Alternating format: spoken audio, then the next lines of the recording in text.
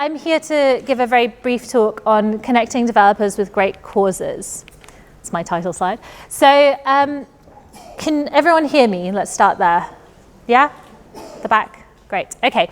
So I am Ines Teles. I am the co-founder of a web app agency or studio called Dwill, Do What You Love. And everyone in Dwill has either taught at or has been a student at Founders and Coders, which is a web development coding bootcamp.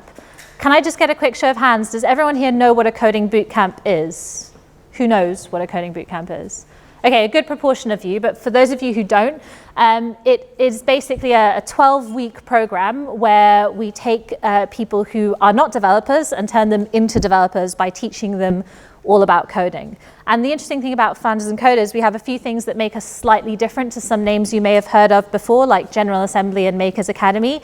And those things are that we don't start from the absolute scratch. We have some very stringent prerequisites. That means that we start from already a basic level and pull people up from there, which allows us to advance a bit more quickly. We also are 100% free. So the idea really is to provide the opportunity to learn how to code for people who would not otherwise have that opportunity. Most other coding boot camps are in the region of £8,000 to £10,000. So we really want to make this free. And we are supported by the projects that our graduates take on afterwards. In fact, the last 4 weeks of our program are all about working with real life projects and making sure that our students have that experience too. I also run Ladies of Code, which is a 2,200 strong female developer meetup in London, and Node Girls. But what I've been asked to come and speak to you about today is Founders and Coders. So in 2014, late 2014, I was asked to give a talk on CSS at Founders and Coders, which was at the time in a basement in Camden, supported by the Camden Collective. And I went along and I did my talk and I thought, oh sure, I'll teach this. It'll be fine. It won't be a big impact. But actually, when I arrived, everyone was on the edge of their seats. Everyone listened intently throughout the entire talk. Everyone asked me incredibly probing questions. And there was this energy in the room that I hadn't really experienced that much from the technology community that I'd been involved with before. And it was amazing. And I knew instantly that these were my people. These were the people that I wanted to surround myself with for the rest of my days. It was that hunger for learning that really kind of grabbed me right then and there. Luckily for me, Founders and Coders asked me to become a director in early 2015 when they became a community interest company.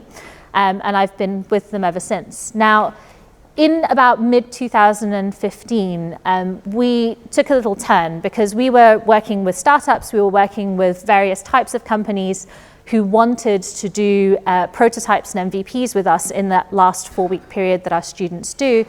But we weren't feeling fulfilled enough. So we were providing wonderful education opportunities, but we knew we could do more. And we were at the same time starting to have conversations with various nonprofit organizations who were telling us how difficult it was for them to access good developers and for them to know what to do with them once they had access to them. And we looked at ourselves and we thought, we have 16 people who are fantastic developers graduating every 4 months, and we're not directing them in the right way. What we should do with them is we should match them to these nonprofit organizations who really need them and start taking both the developers and the nonprofit organizations on a journey of working together and learning together about how to do tech properly and tech for good properly, in our view. I don't want to labor the point of Founders and Coders too much. I would much rather give you a few tips that we've picked up along the way. So rather than talking more about the history of Founders and Coders and what we do, really for us it's 12 weeks of learning how to code, 4 weeks of building prototypes for social impact. And this is how we started working with CAST. We're now working with CAST on a project with Age UK through the FUSE program. And we're really excited about it. So again, thank you, CAST, for the opportunity. But rather than laboring the point, we've picked up quite a lot of tips along the way. So I just wanted to quickly talk you through some of those in the hopes that they will be useful to you. So very quickly, working with agencies. So traditionally, this is seen as a short-term, more expensive route, although long-term, it really isn't. But not to labor this point, I just wanted to give you a couple of advantages of working with agencies, which I'm sure some of you know about already. The first being that you're not reliant on a single developer, which is the route that I find a lot of charities going down, and especially charities, but a lot of nonprofits going down.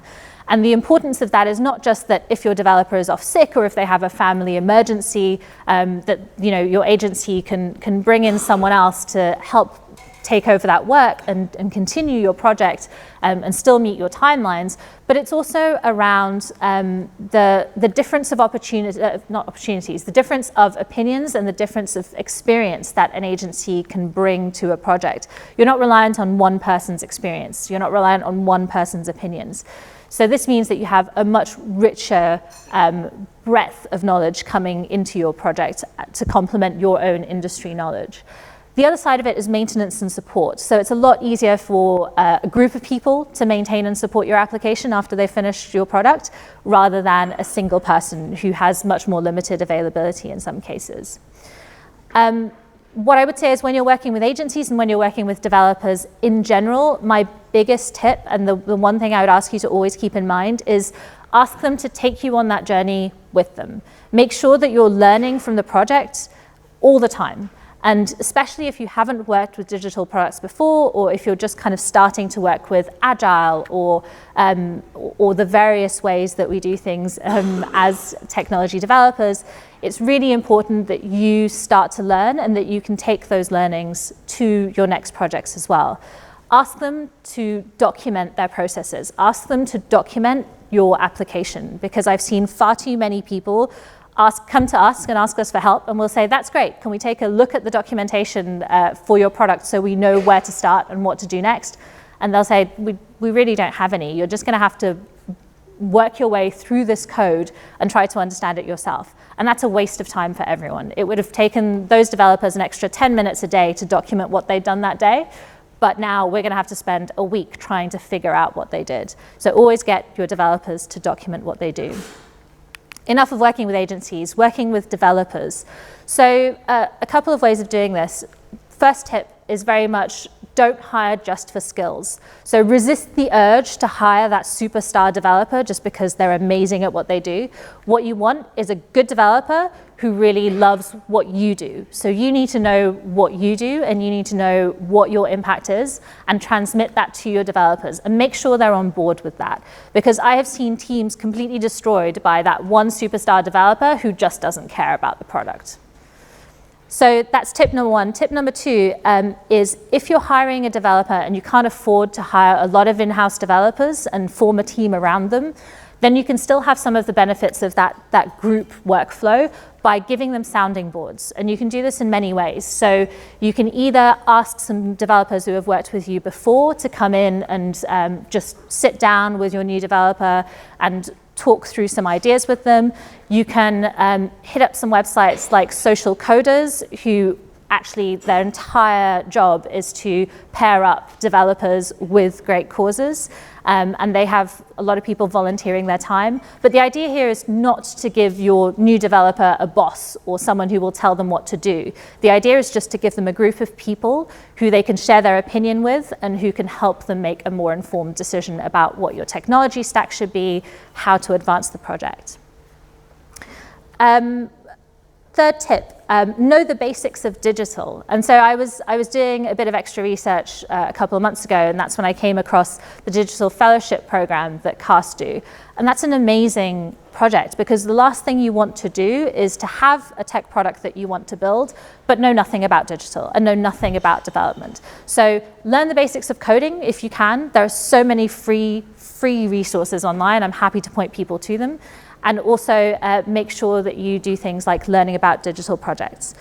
The last thing I wanted to mention, create a learning environment within your organization. So this is a great slide. What happens if we invest in developing our people and then they leave us? Well, what happens if you don't and then they stay? That's even worse.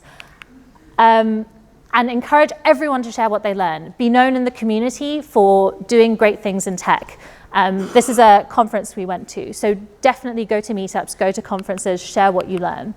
There are so many groups that you should know about and partner with, and I will happily put out a list later. And then last but not least, this is a huge community. There are so many of us looking to make an impact way beyond ourselves. These people exist. I hope some of these tips will help you find them. I hope some of them will help you work well with them. And I look forward to seeing the amazing things that you guys go ahead and do with these developers. Thank you very much.